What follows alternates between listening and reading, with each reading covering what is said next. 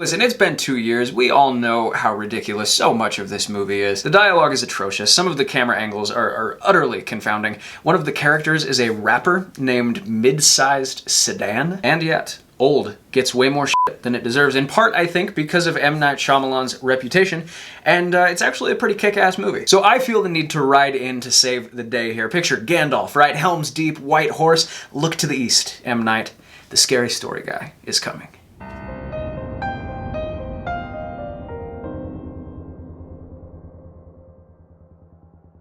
Welcome back, everybody. I'm Jake, the Scary Story Guy, and in case you didn't catch it during my melodramatic intro just barely, today we are talking about Old, the 2021 film from M. Night Shyamalan that I feel like just about everyone who saw has an incredibly strong opinion on. My brain can't compute someone walking out of that theater and being like, I don't have much to say. This is an incredibly polarizing film. It's an incredibly interesting film, and it came out at a time when we were all just kind of starting to get back in the swing of like going back to theaters, getting used to that again, which I think kind of contributed to the polarization even further. So Old has kind of an ensemble cast. I wouldn't say anyone's really the star of it, but it's about a group of people who find themselves on a beach, and the beach seems to be causing people to age very, very rapidly. And at first it doesn't show up as noticeably for the people who are already adults, but on this island, if you turn your back on a 6-year-old for like an hour, they're gonna come back and you're not even gonna recognize them. Of course, that's not the only thing that happens when you turn your back on children in this movie, but we don't really need to get into that. Let's just say that this basic premise goes in all sorts of horrifying directions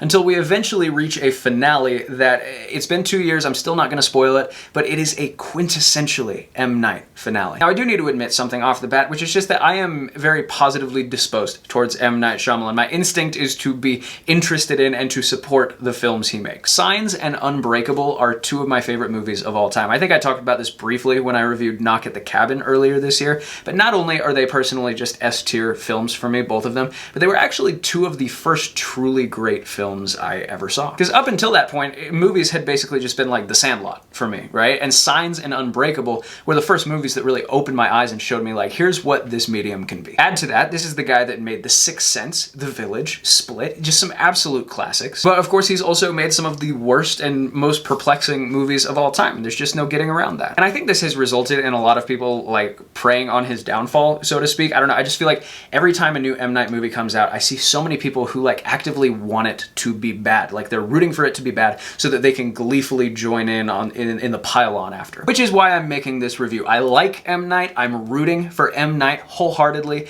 and I liked Old a lot more than most people I know. Let's just start with the bad to get it out of the way, although honestly the flaws of this movie are kind of so obvious, so glaring, that they really almost don't even need to be mentioned. The dialogue in this movie is just flabbergasting. Nobody talks like this. And this has been a thing throughout all of M. Night's movies. His dialogue can be very wooden and stilted. I think the only two actors to ever really master an M. Night script were Mel Gibson and Joaquin Phoenix in Signs. Everyone else kind of seems to struggle. And some of the acting here is pretty bad, even independent of the script. I thought the main parents in particular were just like catastrophically bad in this movie, which is weird because I actually really liked that lady in Phantom Thread. For me, the two exceptions were Alex Wolff and Thomasin McKenzie. I thought they gave great performances. They play children who have they're physically grown up to become teenagers, but they're not really teenagers, and they're both super believable in this. Thomasin McKenzie in particular, I feel like I'm just kind of getting to the point where I'll watch whatever she's in because she's just been so captivating, and like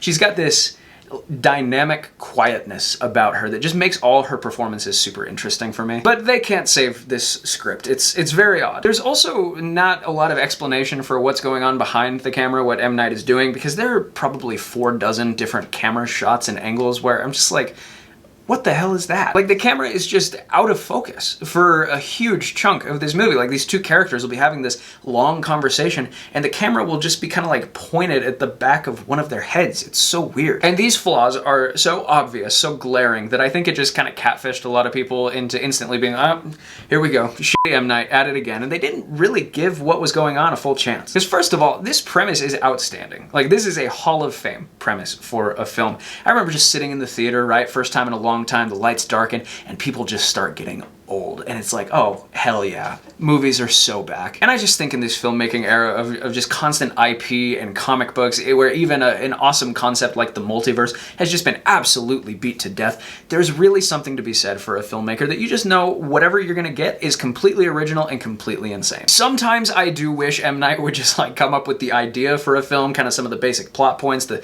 twist, and then just have someone else write the script for him. Just be like, here, make this good, please. But yeah, I've just got to give major props for this beach and for most of the things that go down upon it. Which brings me to the horror elements of Old. Very successful, I thought. This movie really gets the most out of its PG-13 rating, kind of Cronenberg-esque in parts. There are an awful lot of people on this beach, and spoiler alert, quite a few of them die. And it would have been really easy to make a movie where all the deaths kind of started to feel the same or reheated, and that is not what you get here at all. There's a truly surprising amount of originality and creativity involved in this depiction of like what happens to the human body as it ages this fast. M. Night just takes a lot of massive home run swings here with the body horror, and he manages to make solid contact on almost all of them. This movie just does a great job at capturing the helplessness that people can feel when something goes wrong with their bodies, right? Just kind of shining a magnifying glass on that feeling. Because like, let's say you find out that you have a tumor or something. You're gonna go through, over the span of many, many months, this kind of prolonged emotional gauntlet.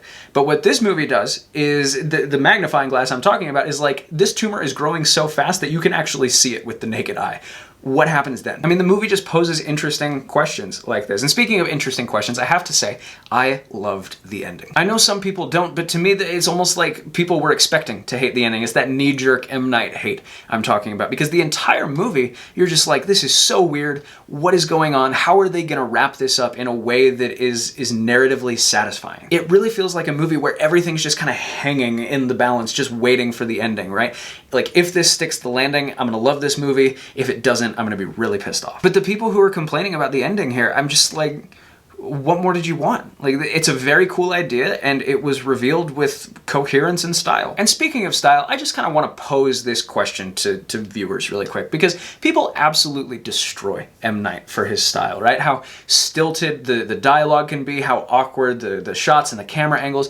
A lot of his stuff just kind of has this really dreamlike feel to it, to the point where I actually kind of think some of it must be intentional. And we accept this from other filmmakers, right? I mean, you watch a David Lynch movie and you know it's gonna feel very, very weird and very dreamlike, and it's actually gonna be a lot less narratively cohesive than a Shyamalan film, but we put up with it. So what's the difference? Well, why is oddness and awkwardness embraced when it comes from, you know, an auteur like David Lynch, but then when it comes from M. Night, it's just met with scorn? I mean, at least with a Shyamalan movie, you don't have to watch a 30-minute YouTube video afterward just to understand the basic plot. But yeah, guys, you can probably tell I'm basically just gonna ride or die with Shyamalan at this point. It's honestly gotten to the point where I feel like I'm tribal in my defense of him, like I'm rooting for my favorite sports team or something. Because there's really no other filmmaker that gets the level of hate and derision that I see him get.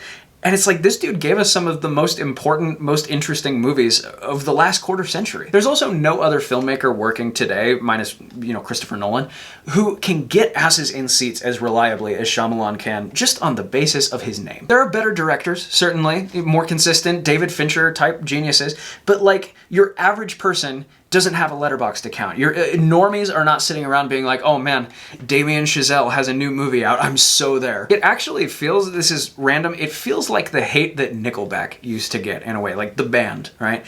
And over the years, people have gradually started to come around and realize like, oh, Nickelback actually kind of had a few bangers.